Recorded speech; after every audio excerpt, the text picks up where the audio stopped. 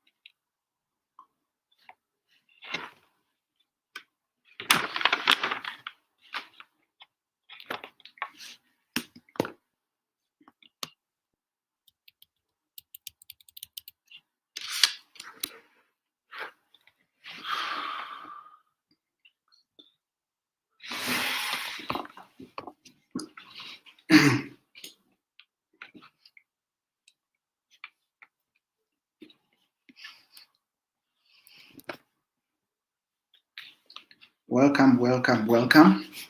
Just in a few minutes and we'll get going. Just in a few minutes. We'll start at exactly 7 p.m. as planned. So in 5 minutes.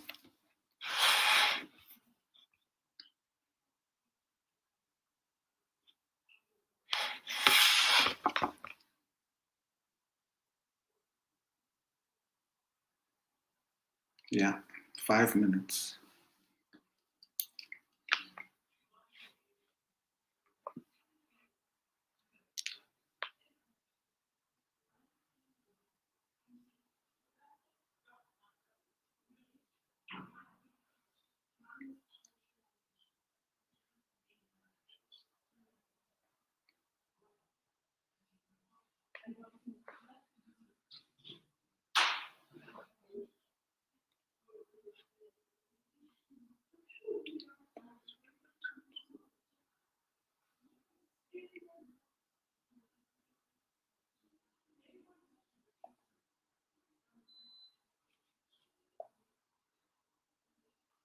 Welcome, welcome, welcome. In just a few minutes, just started the live a bit earlier so that we can have a lot more people coming. In just a few minutes, we'll be starting. We'll start at exactly 7 o'clock as planned. We'll start at exactly 7 o'clock as planned. Welcome, welcome. Just show me a sign. I can see some people are online. Just send a comment, a thumbs up, anything.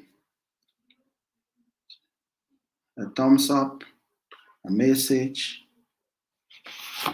Thank you. Can see the comments coming through. Thank you, thank you, thank you. Welcome. We're just about to start.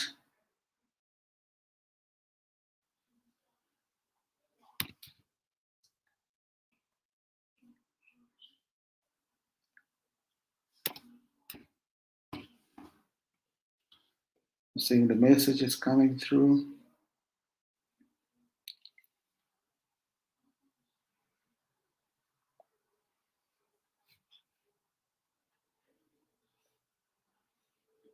Welcome, welcome, welcome. Okay.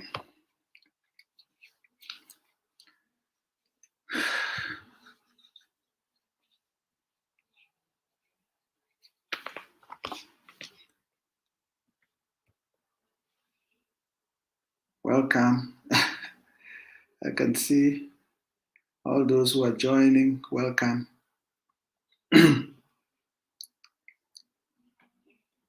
Yeah.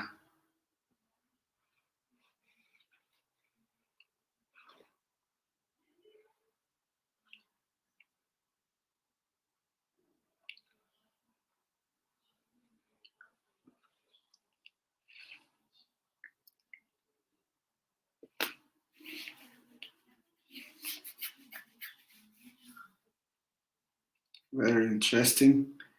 We have an exciting topic for this evening on the dimensions of wealth. Thank you for joining. Manipulating two screens here. So, thanks very much for joining us. Thanks for joining. Thanks for joining. I can see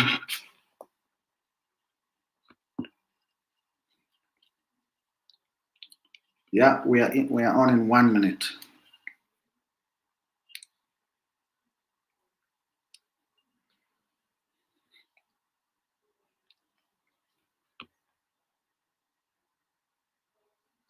We are on in 1 minute.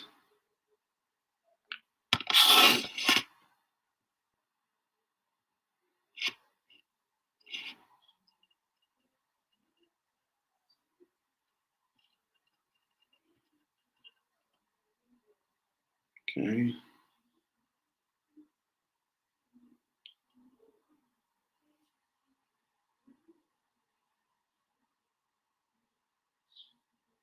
Okay. All right. So we are right there. Thank you all for joining. Thank you all for coming in today. We have a really interesting topic that we're getting into. We're going to be starting in 10 seconds, just as I introduce this topic. We're going to be talking today about spiritual wealth as a dimension of wealth. In this particular phase of the presentation, we are going to look at different dimensions of wealth. And today we'll focus on the primary one, which is, it is actually this wealth that carries the rest, because it speaks to your beliefs, it speaks to your vision, it speaks to your purpose, it speaks to your why, it speaks to all of that. Yeah. And this wealth influences every other thing that we do. The bottom line, when we talk about wealth, every week I will mention this. Every single week that we have this session, I'll mention this. That if we talk about wealth and all you think about is money, then I'm sorry to say you are poor. This dimension of wealth is the base of all wealth, which is spiritual wealth. Let's get into it after this intro.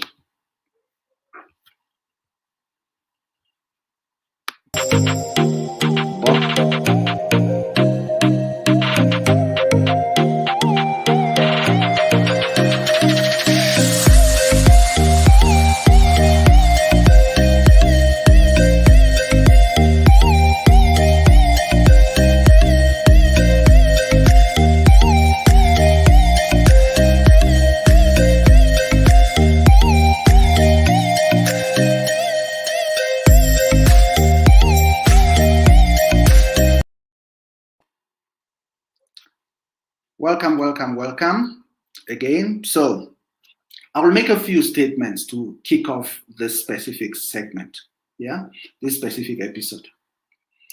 The first thing is that when you think about wealth, and the first thing you think about is money, then you are poor, okay? The second thing I'm going to say is that being rich towards the things of God, being rich spiritually, is the actual base of all wealth. The third thing I would say to kick off is that if you have $1 billion in the bank and you have no connection to your spirit, you have no correct connection to who you actually are spiritually, then you are poor. Okay? I would make, what does it really profit a man to gain the entire world, to gain everything that there is out there to gain, but lose your soul. It profits a man nothing. If you have $1 billion in the bank and your spirit is weak, that $1 billion means nothing, because it will facilitate a number of things for you. It will facilitate your life in some respects. But at the end of the day, you will be faced with situations where your spiritual capital has to be dominant. Over the weekend, I was having a meeting with a few friends of mine, from church, and we were talking about work-life balance. And at the end of that meeting, it became clear that things of God actually takes primordial, are actually primordial in everything we do, but not neglecting the rest. And that's why in this particular phase of our presentation, we are going to focus on the dimensions of wealth. And for today, we would be talking about spiritual wealth. It doesn't profit you anything to gain the world and lose your soul. I would first of all want to go into some general principles about spiritual wealth. Yeah. The more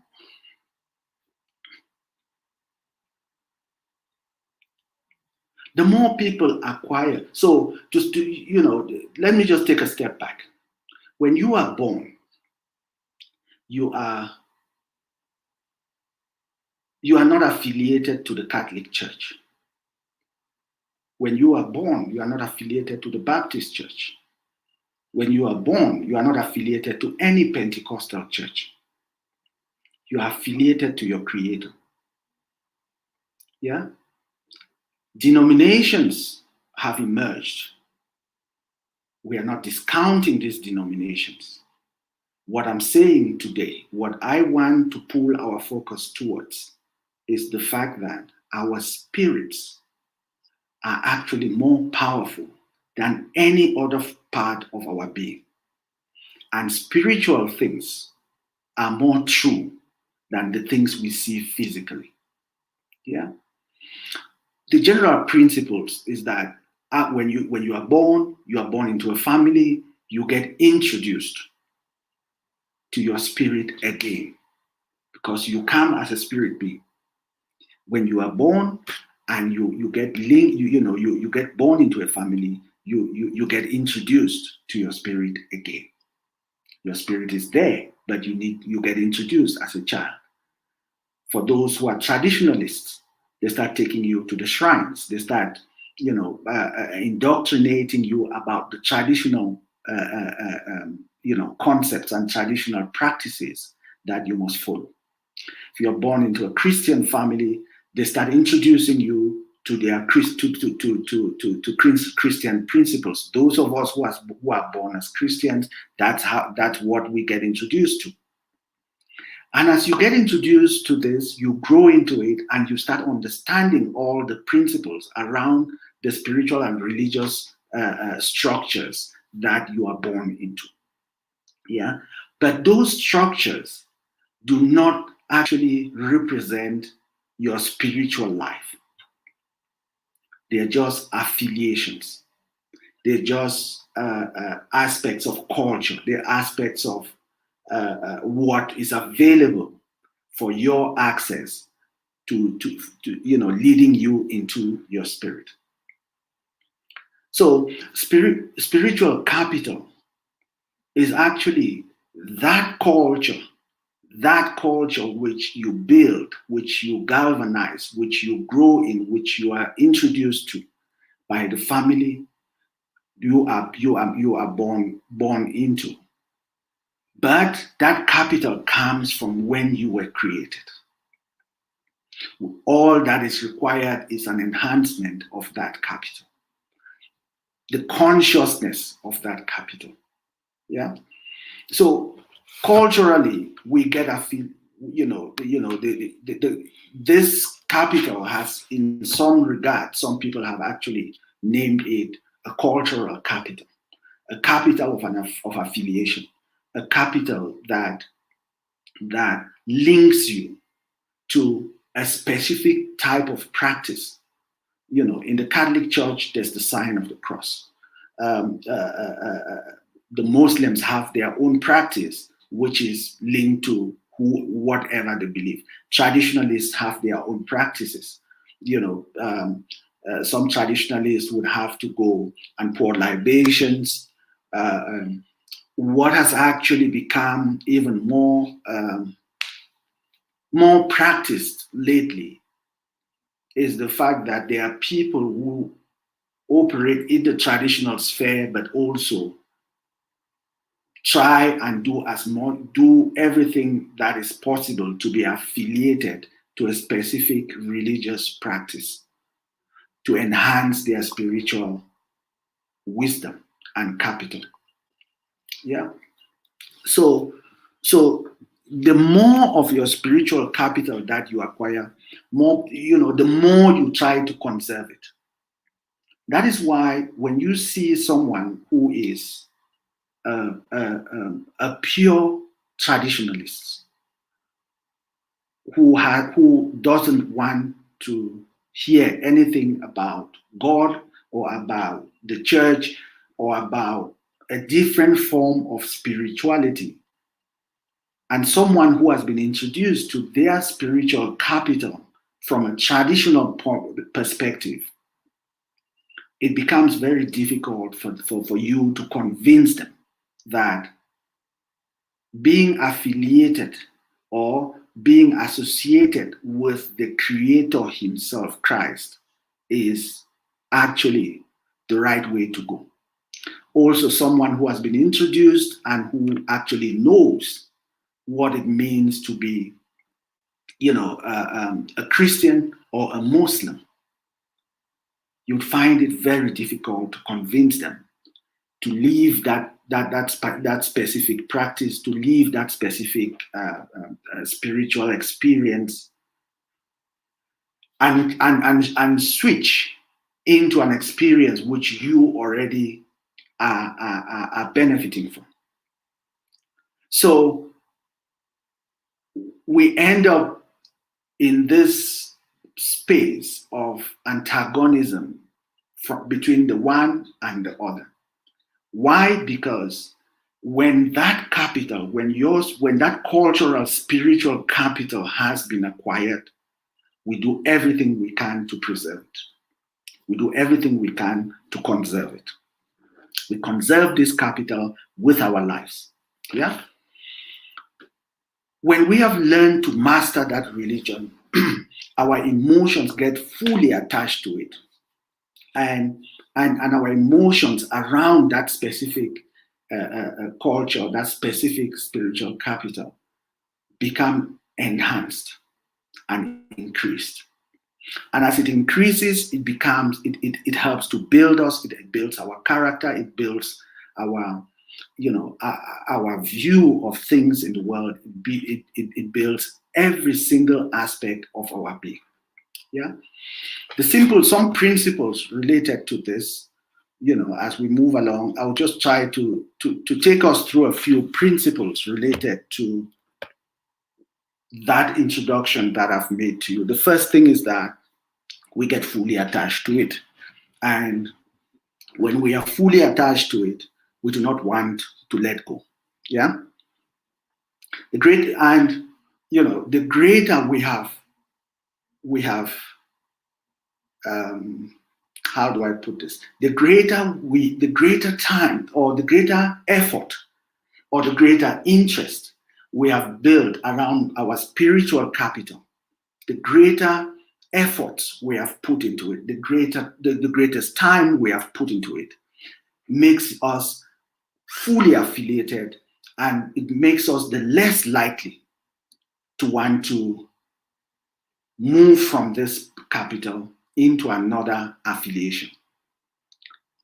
That's why you would see someone who was born Roman Catholic, you as a Pentecostal Christian, you go to them and you say, it would probably, enhance your spiritual life if you move from the Catholic Church and you start going, you start following the practices of the Pentecostal movement. They would most likely not be interested.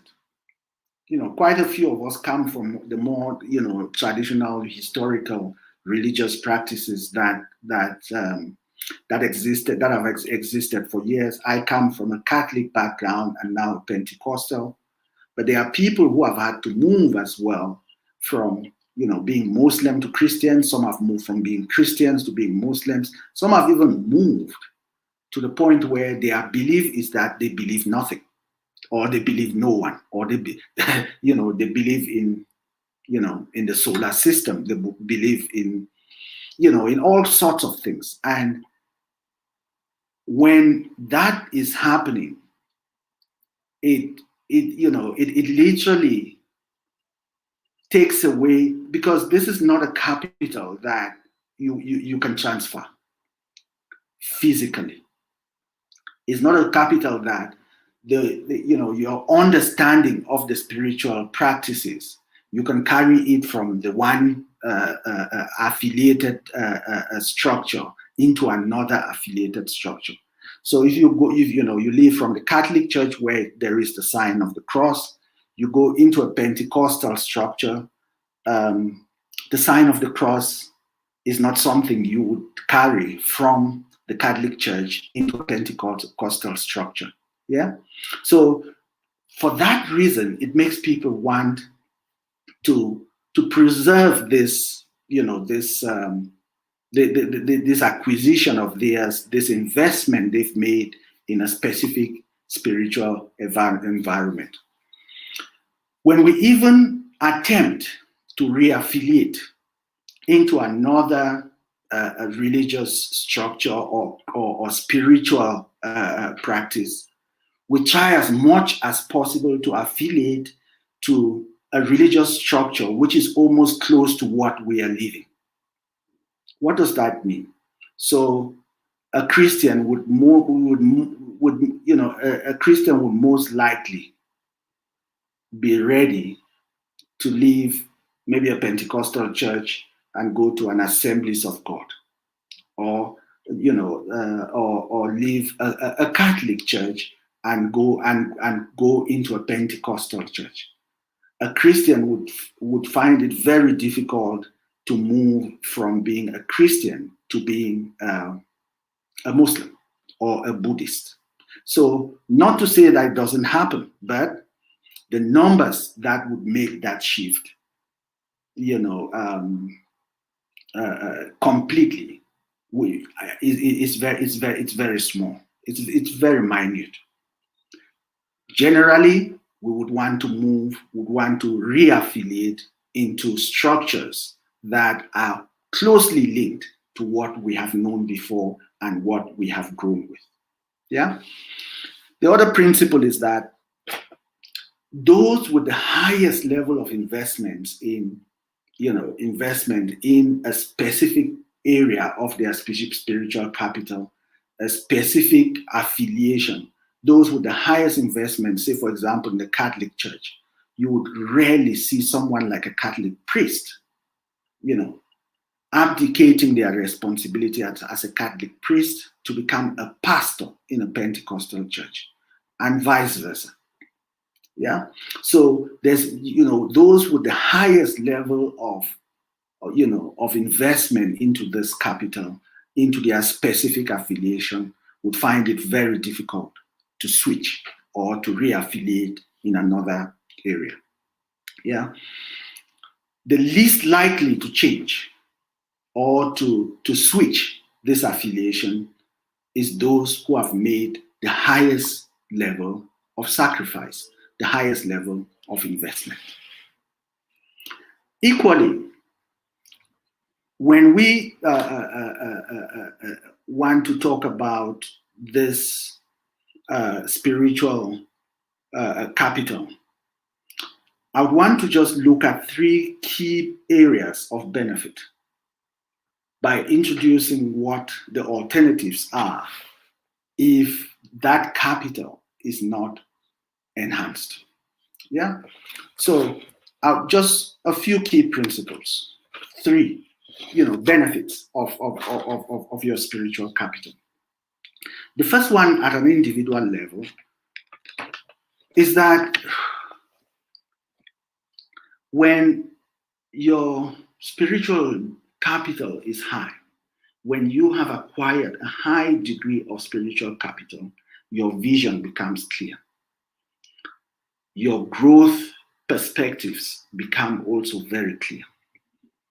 Your ethical understanding becomes also extremely clear.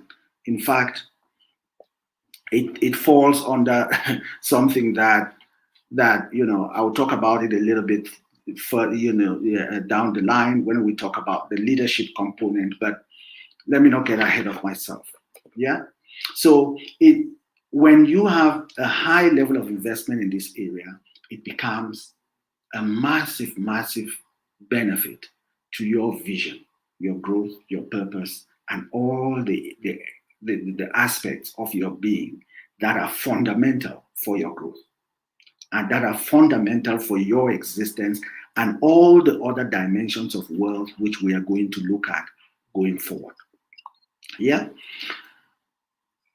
As an individual, when you even consider to get married, and the general principle is that people end up getting married to people who are affiliates either of the same religious practice or spiritual practice, or people who are in spiritual practices that are closely linked or closely that could be closely associated with their own spiritual beliefs. What do I mean? I mean that if someone, it's a lot easier for someone who believes in the practices of the Catholic Church to get married to another person who has the same belief system.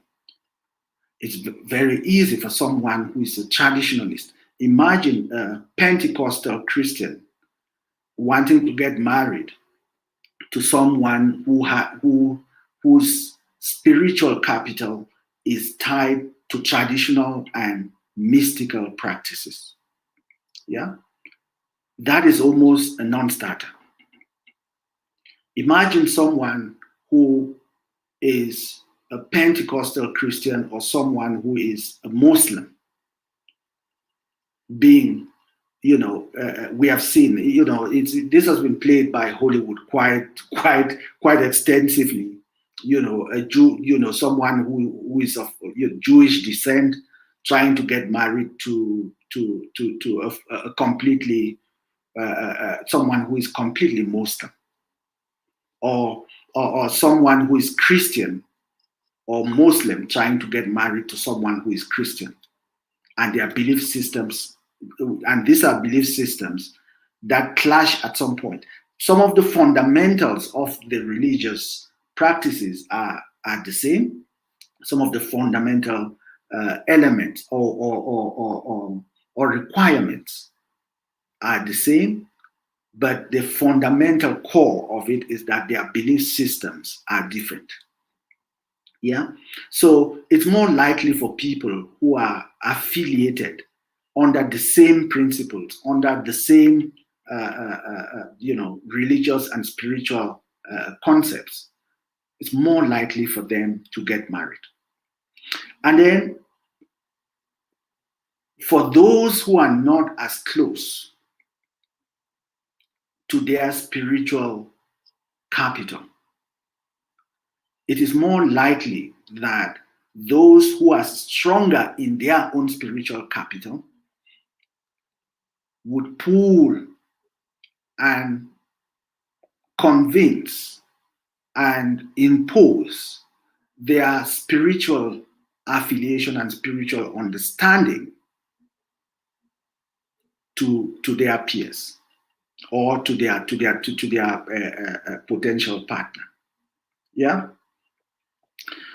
The maximization of this capital really brings, seamless growth. So if people who are from the same, who have the same cultural beliefs, who have the same spiritual beliefs, cultural stroke spiritual beliefs, the maximization of this capital for their growth is actually very, very narrow. So it increases the possibility of them growing in this capital quite extensively and growing in the other areas, other dimensions of wealth quite extensively. Mixed religious marriages are more likely, with the individuals whose religious affiliations are similar. Yeah. It is impossible to transfer as I said earlier, it's impossible to carry your affiliation from your belief structure, from your affiliate structure, and move it into the next. So I am Christian, and God forbid I'm already married. I decide that I'm going to get married to a Muslim. Yeah.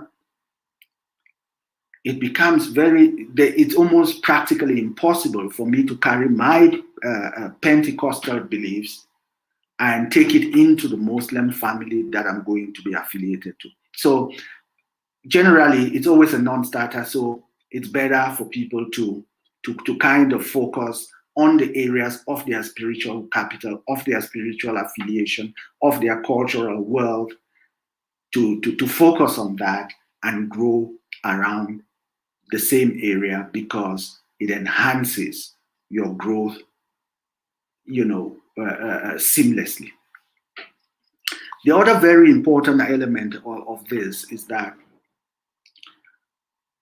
when we see the deficit in leadership in countries, in companies, in organizations, it is it shouldn't be any surprise to us, because the elements of leadership and ethics and conscience are proportionately linked, are quite directly linked. Because a leader who is not ethical would actually be open and exposed to elements of corruption. A leader who does not have a strong spiritual capital will have no conscience. A leader who has a weak spiritual capital, yeah, a leader who has a weak spiritual capital will not, they would not care doing things that are unethical. We have seen the case, it was actually a global case, South African company, Steinhoff. It was because of unethical leaders. We saw the case of Edcon. We saw the case of Lehman Brothers that brought down the entire financial system, the entire bond market in the US and around the world to its knees because of a failure of leadership. I actually had the privilege of engaging with one of the senior vice presidents of Lehman Brothers just immediately after the collapse. And he had just written a book called The Colossal Failure of Leadership. The colossal failure of common sense. The colossal failure of common sense. So this gentleman, Leonard MacDonald, he was one of the senior vice presidents of Lehman Brothers, and he literally stepped out a few months before the collapse and blew the alarm. of the unethical practices that were taking place within the structure of Lehman Brothers, and that brought the market crashing. So there is a proportional link between an individual's spiritual capital and the level at which they would lead ethically in a country, in a small company, in a big company. It doesn't really matter. There's a very, very direct link from the individual to the community. Yeah, because any leader who lacks spiritual capital, they would not have what I term Holy Spirit arrest. You know, they are never really arrested by the Holy Spirit. They are not arrested by their spiritual understanding of right and wrong. And they keep doing wrong until they have no conscience about doing anything wrong. And that's how we end up with, banana republics. That's how we end up with companies that are collapsing under leaders who are unethical. Yeah. So the economic performance of a company can also be linked to the elements of spiritual leadership that are embedded in that organization or in that country. So because for any leader who has an understanding of their spiritual capital, who has grown in their spiritual capital, it brings in economic performance at a high level. It brings in longevity at a high level. It brings sustainability into the business at a high level. Because elements of unethical practices become very foreign to that leader. Their conscience, the Holy Spirit, will arrest them every time the company wants to take a direction that is ethically not sound. The next very important link is that the link between spirituality in the individual and the organization and the organizational identity is also very evident.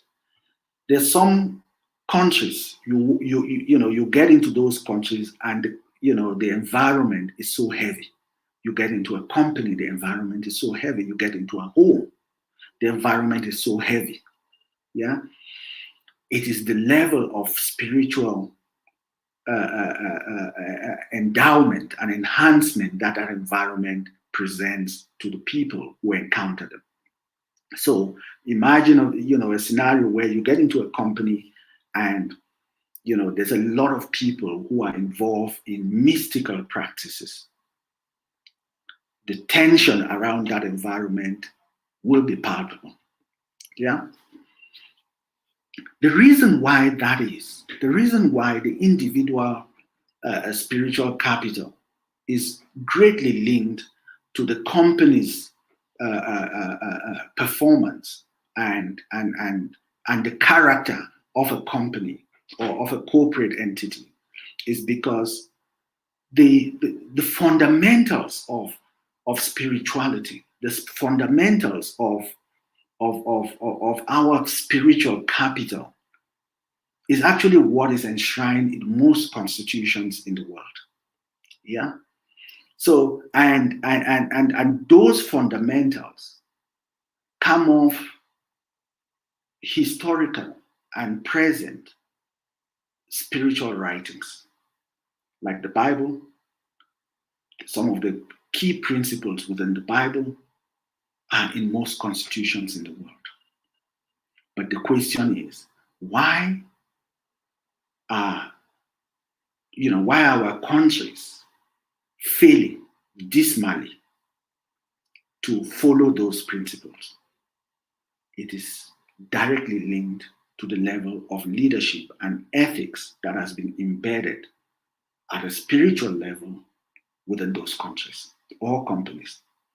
Yeah. So organizations are now balancing. So when you now start looking at organizations, looking at the character of organizations, you notice that organizations are now balancing the elements of, of spiritual capital and the provisions of intrinsic motivation. Yeah. So they are balancing material acquisitions, material capital, material wealth with intrinsic motivations of their employees. So, the modern workplaces now are not only, interested in modern workplaces now are not only interested in making profit. They are also interested in the intrinsic motivation of their employees and the intrinsic motivation of why they do what they do. Yeah. So if you imagine that companies are now saying we are going green. I was watching a report the other day, Shell, which for all intents and purposes are amongst the highest polluters. So most of the oil companies are. I was watching a report the other day, a report that came out of their one of their annual meetings, where they were saying that they are going to move completely to green energy, and I think that falls within their the plans for the company going into the future. Why is that? It's because they are now getting to a place where it's not only going to be profit over over communities, profit over the human life, profit over the environment. And companies that stay on that trajectory of profit over people, or profit over the environment, over our communities, are not companies that are going to last. Yeah. So companies are now also looking at who is it we're hiring? What is the intrinsic motivation of this individual? What does this person believe? What is their spiritual capital? So when a company is employing, a lot of the interviews these days, they are not even trying to look at your qualifications. They actually want to know what you believe. A lot of companies don't even, take a look at your CV anymore. It's about you. Who are you? What do you believe in? So the fundamentals of your belief, your spiritual capital, is actually what would enhance anything that you do within, within your home, within your marriage, within your community, your family, your country. That is actually the fundamental element where within the organization that you work, within your home, within your family, you have no choice but to develop spiritually, to grow spiritually, to enhance this capital which comes with you from birth, your spiritual capital, because it is what you are. You are actually a spirit being. But we lose it along the way. And for some people, some of us, you find it, you lose, you find it, you lose, and you find it. So we keep fighting to build that capital, because it is the fundamental capital, almost the foundational capital that we would have for all other dimensions of wealth to work. Yeah. And another very important, interesting situation which is playing out around the world is the fact that even employees who are looking at organizations to join, people literally make a choice by what the fundamental values of that organization are. Yeah. I remember a friend of ours was telling us how she had to interview a young man, and the young man walked in after they had done all the interview and all of that. The young man said, "Can I ask a few questions?" And the young man turned around and started interviewing them about their principles and speaking to them about, what is this, company going to do for me? What is this company going to do for the community? How is this company going to change its practices in the way in which it engages with its community, with its customers? So even employees are also looking at the fundamental core structure and beliefs of organizations. Talk less of us, individuals. For me to get married, I would have to make sure, I had to make sure that the person I'm getting married would be someone I would be able to journey along this road spiritually. For me to engage in any business activity, I need to look at it and make sure that from an environmental perspective, we are not damaging the environment in any way. From a social perspective, we are contributing to our communities. From an economic perspective, we are expanding the way in which our economies function, around the world, especially within the continent and in the countries where we are. So our spiritual capital is extremely fundamental to our existence. It's a foundational capital which cannot be ignored. It may sound a bit complex for some people, but this is the bottom line. The bottom line is that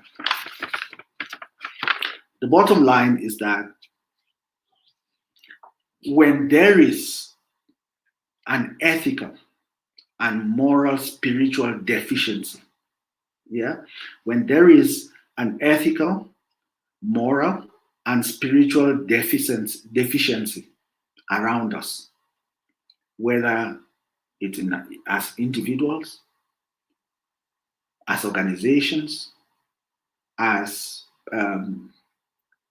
as communities, we have to turn around and ask ourselves, how strong or how solid is our spiritual capital? Yeah? Because individual capital means having a clear personal, an individual spiritual capital entails you having a clear personal value system. Yeah? It entails you having a personal moral vision, an ethos, and a motivation that transcends limitations and accountability. It's actually a call to yourself to live at a higher standard. Yeah? To live at a fundamental purpose level for your life. At a corporate level, it's also the ethos, the character, the belief system of that corporate structure. Bring it down to a micro level, which is the family level. It's also about what that family believes fundamentally. And all of that put together in the right format, from an individual to your family, to your work, to your community, to your country, all of that put together, and put together quite neatly and quite nicely, will becomes the spiritual capital either of you as an individual, or of your family, or of the company, or the country, or your community. So this is, as I have said earlier, the foundational dimension of wealth, because every single human being on this earth is fundamentally a spirit being. Every human being is a spirit being. And because you are a spirit being, Every single day, we need to be growing spiritually, and building that capital to be able to support the other dimensions of wealth, which we are going to get into in our future sessions. This has been a very exciting session today, and I'm looking forward to our next session. We will be talking about human capital, the dimensions of human capital as one of the dimensions of wealth. And I call on you to go onto our website, go onto my website, and send messages on the website. Also join our Telegram communities. Join our Telegram community. You go onto Telegram and you search Gen Wealth Creation, and we would engage on there. Equally, you can also follow me on all the social media platforms. Follow me on all social media platforms. While there, don't hesitate to connect with us on Facebook, all the social media platforms, Facebook, LinkedIn, YouTube. If you go onto YouTube, just subscribe to our, to our channel, and let's keep connecting, let's keep sharing. Next week, as I say, we are going to get into spiritual capital, and we're going to get into, another dimension of wealth, which would be, the human capital side of wealth. Yeah. Just as, an avant-goût, as they would say in French, you are no good to anyone lying on the bed sick. You are no good to anyone lying on a bed sick. Let's get into that next week. Thank you very much.